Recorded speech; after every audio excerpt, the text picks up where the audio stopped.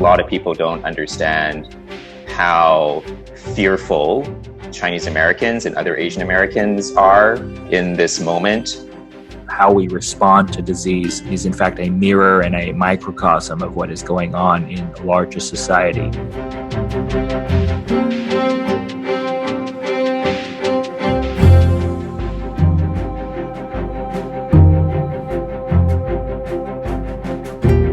You're listening to Epidemic, the podcast about the science, public health, and social impacts of the coronavirus pandemic. I'm your host, Dr. Celine Gounder.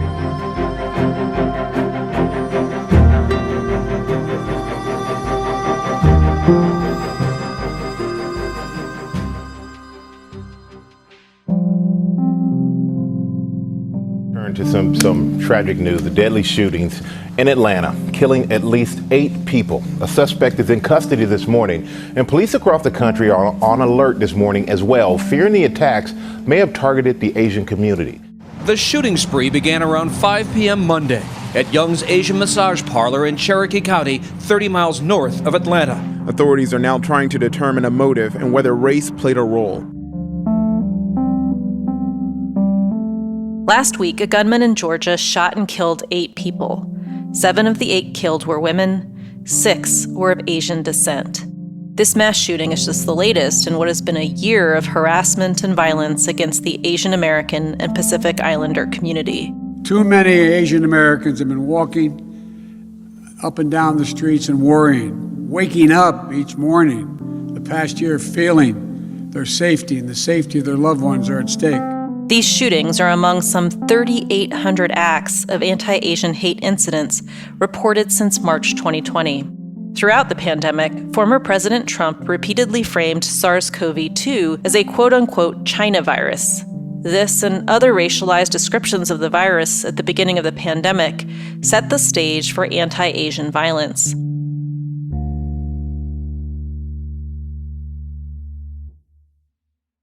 At the beginning of the pandemic, we spoke with Toby Chow about the threats Asians and Asian Americans were facing in the U.S.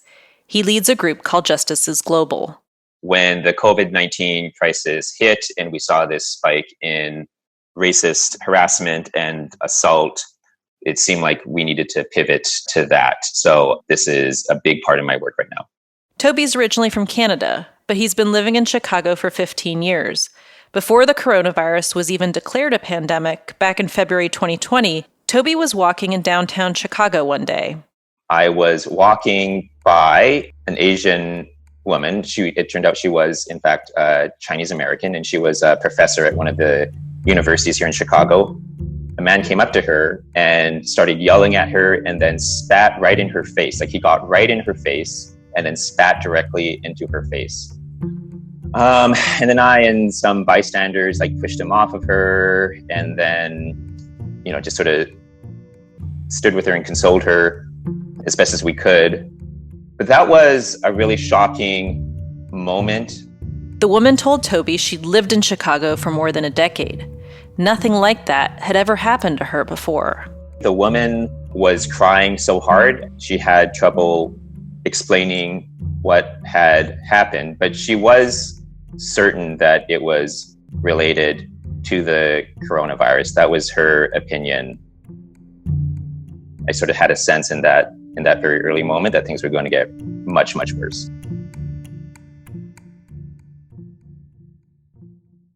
The shooting in Atlanta made it disturbingly clear that these attacks have only gotten worse. In 2020, anti-Asian hate crimes were up 150% in the United States. That's according to a report from the Center for the Study of Hate and Extremism at California State University, San Bernardino. But the coronavirus pandemic is not the first time people of Asian descent have been stigmatized because of a disease. In this episode, we'll look back at what happened in San Francisco during the California Gold Rush, when an outbreak of the plague was blamed on Chinese immigrants. We'll find out what happened. It was probably one of the most important medical crises in our country's history, and it was only because of a small team of doctors that millions of people didn't die. How these same prejudices are flaring up now. This is the first time that I have felt just afraid of my fellow Chicagoans. It's really just a devastating feeling. and how a new approach helped save the city. It really took facing that kind of racial bigotry in the face to save the country. Today on Epidemic, a look back at the history of anti-Asian prejudice and pandemics.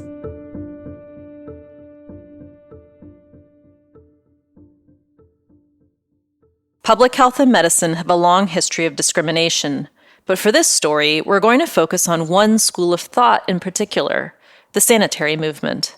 The sanitary movement really arises out of a couple things, but it's kind of larger social anxieties about what to do with what you might call surplus populations. This is Merlin Chow. He's a historian of public health at Columbia University. So these are populations that are either out of work, that they depend heavily on government, or they're influxes of mostly poor working class people, many of them immigrants in the United States, and you need to do something about them and figure out how to manage them. The sanitary movement started in Great Britain in the 19th century and soon came to the United States. And so this is an idea that is actually very embedded in all of our minds, even to the present. We really take for granted a lot of the things that the sanitarians emphasized. Things like washing hands, good ventilation, building sewers, and clean water. These are all positive things that prevented a lot of disease, especially in urban areas. So what's the problem? Well, the problem is that sanitarians at the same time tended to cast poor people, and particularly immigrants and racial minorities in the United States, as those who are much more likely to generate filth and dirt, usually because of how they supposedly behave. During this time, there was a belief that some races were more prone to disease than others. It's kind of this notion that you have people, whether they're Chinese, Mexicans, African Americans, they're just sort of different from a quote-unquote normal white person. Another was that these non-white cultures practiced behaviors and habits that promoted disease. Often these are described in very exoticizing ways, living in crowded housing, not cleaning up, eating strange things, being dirty, and so on and so forth. So these images of depravity start to become very linked to immigrants. Traditionally, stories about mass migration to the United States focus on the experience along the East Coast. Places like Ellis Island are synonymous with 19th century immigration, especially from Europe. But on the West Coast, particularly in California and San Francisco, I think people forget that there was a massive stream of immigration from China. Chinese immigration to the United States started during the California Gold Rush of 1849. Afterwards, immigrants from China helped to do the difficult and dangerous work of building railroads and other undesirable jobs. Merlin says this influx of Chinese labor set off nativist fears. Some thought immigrants were stealing jobs from U.S.-born workers. Others feared Chinese labor would drive down wages. So there are all these kinds of stereotypes that arise around the Chinese, and I think it's very much rooted in these broader 19th century anxieties over foreign labor and the threats that they pose to U.S.-born labor. So in some ways, when you kind of look at it, it's remarkably similar to some of the nativist discourse that's had kind of this disturbing resurgence in the past few years in the United States. So this is where economic anxieties about foreign-born workers met a racist vision of public health. This environment bred a lot of stereotypes and slander against Chinese immigrants, including some that associated people of Asian descent with diseases like the bubonic plague. The Black Death that most people associate with medieval Europe was actually the second plague pandemic. By the late 1800s, a third plague pandemic was spreading in places like India and China. And by 1900, the plague reached San Francisco.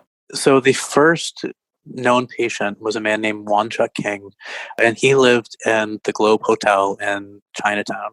This is David Randall. He's a senior reporter at Reuters and the author of the book Black Death at the Golden Gate. The health inspector knew what he was saying. He was terrified. He calls the police, and they started enacting a quarantine of Chinatown right away. They start, roping it off in the middle of the night. The man who would lead the effort to control the outbreak was Joseph Kenyun. He was running a quarantine station on Angel Island, off the coast of San Francisco. So Dr. Joseph Kenyun is one of those heroes of medicine that many people have never heard of. He was the founder of the laboratory, which is now considered the start of the National Institutes of Health. He was somebody who prevented a cholera outbreak in New York City. And he was, essentially a superstar of American medicine. Plague posed a serious threat to the city, but Kin Yoon's approach to quarantine and other public health measures unfairly targeted Chinatown's residents. People in Chinatown itself, the Chinese Americans don't want any association with themselves and plague because it seems to confirm every negative stereotype about themselves. Initial quarantines only affected Chinese-owned businesses. White residents and business owners were exempt. A federal judge would later throw out the quarantine order, but chaos erupted in the meantime. The Chinese who were living in Chinatown wondered, how long are we going to be here? It almost felt like they were jailed. They had no provisions. People started, climbing into the sewers. They started climbing across rooftops, anything they could do to get out of the quarantine zone itself. Soon, residents of Chinatown started calling Kin Yoon the Wolf Doctor. The main person who was called Wolf Doctor was Kin Yoon himself, because he was very aggressive. Chinese Americans who were living in Chinatown, they did not trust Kin Yoon at all. And this was for good reason. Doctors and other authorities who were going into Chinatown would use it as an excuse to steal from people's apartments. They were using an excuse to essentially to remind people where their place was in the racial hierarchy. Another extreme measure was forced vaccination. At this time, there was no cure for plague, but there was a vaccine of sorts that had been developed called the Half-Keen serum. It had questionable safety, and its efficacy has never been proven. And it had very strong side effects. It'd make your whole body turn flush. You get this high fever, you get chills, you get nauseous. So many people thought, this cure is worse than the disease. Kin Yoon had this plan to forcibly inoculate everybody in Chinatown. He tried to go through each apartment building, knocking down doors and forcibly injecting people. This caused riots. At one point, Kin Yoon tried to forcibly remove the entire population of Chinatown and quarantine them on a nearby island. Tensions between public health authorities and the residents of Chinatown were escalating. People would pull up the cobblestones from the street and smash the windows of people who were thought to be collaborating with Kin Yoon or with any white authorities. The city was a powder keg, so how did public health authorities stop the spread? We'll find out after the break.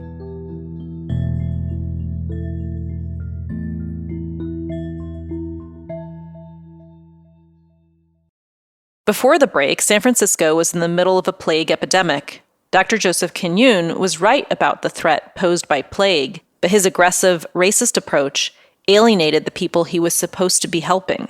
He, too, fell victim to this idea of bigotry. Kin Yoon's approach to the plague outbreak in San Francisco wasn't just racist, it was ineffectual. That is one of the big tragedies of Kin Yoon. He was this brilliant man, and he probably could have saved more lives if he had been able to move his own social ideas and social understanding of other cultures and people forward as well.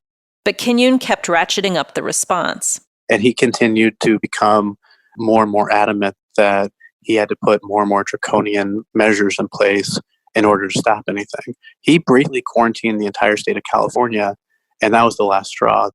Kin Yoon was replaced with another public health leader, someone with a very different approach, Dr. Rupert Blue. One of the first things Blue did was he opened up an office in Chinatown itself. He hired Chinese translators on his team, and he treated them like full members of the team. He paid them equally, which was a radical step at the time as well. And slowly, he started to build up trust with people in Chinatown, and he was able to start tracing the spread of the disease in a way that Kin Yoon never was. Blue also reached out to other groups in the city to get them on board.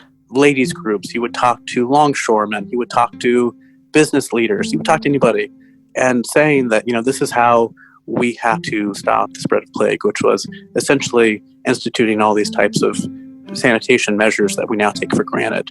Blue was able to convince leaders to support hygiene measures like rat-proof trash cans, street sweeping, and concrete sidewalks and streets. This was really the start of public hygiene in the U.S. was because of this fight against plague. And this outreach revealed something else. While the plague had been framed as a so-called Chinese disease, it could be found throughout the city. When plague did emerge in San Francisco, there was this idea that, it's only a Chinese disease or it's only an Asian disease. So therefore, the broad city doesn't need to worry about it. And it tied in all these other, Asian bigotries that, it's only disease that can affect somebody who eats rice. And if you're an American who eats meat, then somehow you're not going to be susceptible to this. This, of course, is not how disease works. Viruses and bacteria are ruthlessly colorblind. They don't care where someone is from or how they look. But many doctors refused to believe that it was plague, and they came up with all these other diagnoses. So, the disease went by so many other names because simply people didn't want to admit that they could have the quote-unquote Chinese disease. All the while, the disease spread through the city. Once again, these prejudices led to worse outcomes for everyone. Eventually, after several years, the plague subsided in San Francisco. Efforts to control the plague and other infectious diseases would have a big impact on what cities look like. But as we've seen during this pandemic, what's past is prologue. Well, one thing historians love to do is say that nothing has changed. Here's Merlin Chow again. But some of these tropes do endure. You certainly see this today. Questions about whether Chinese people in the United States are more likely to spread coronavirus, rhetoric of blame against Chinese people writ large rather than the Chinese government specifically. Merlin says that over the last several years, the political climate in the U.S. has been rife with anti-immigrant sentiment. That, I think, certainly has heightened fear of outsiders, and you see that kind of manifest in conversations about disease. But for many of the Asian American and Pacific Islanders experiencing harassment or even violence motivated by the pandemic, they aren't outsiders, they're Americans. This is something Toby Chow says he experienced in a visceral way. The Chinese side of my family hasn't lived in China for over 100 years. And yet, I walk around in the street and I feel like the average person in the US is going to still identify me with a country that my family hasn't lived in for over a century. While other immigrant groups from Europe, like the Irish or Italians, eventually came to be seen as part of mainstream white America, Asian American and Pacific Islanders continue to be seen as other, despite their deep roots here. Violence begins with othering and marginalizing, and the pandemic has exposed how resilient these racist ideas are. I think a lot of people don't understand how fearful Chinese Americans and other Asian Americans are in this moment, and the fact that we're hearing stories from each other and we are following news stories of harassment and even violent assaults causing injury, and we are anxious and afraid.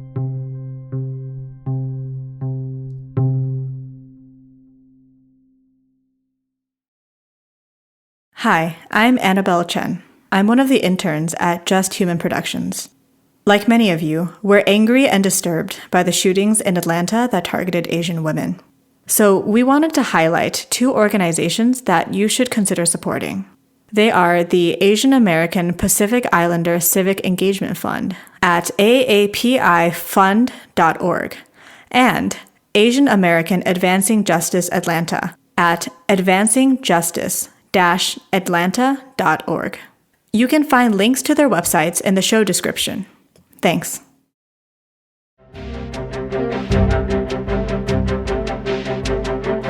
Epidemic is brought to you by Just Human Productions. We're funded in part by listeners like you. We're powered and distributed by Simplecast. Today's episode was produced by Zach Dyer and me. Our music is by the Blue Dot Sessions. Our production and research associate is Temetayo Fagbenle. Our interns are Annabelle Chen, Brian Chen, Julie Levy, and Sophie Varma. If you enjoy the show, please tell a friend about it today. And if you haven't already done so, leave us a review on Apple Podcasts. It helps more people find out about the show.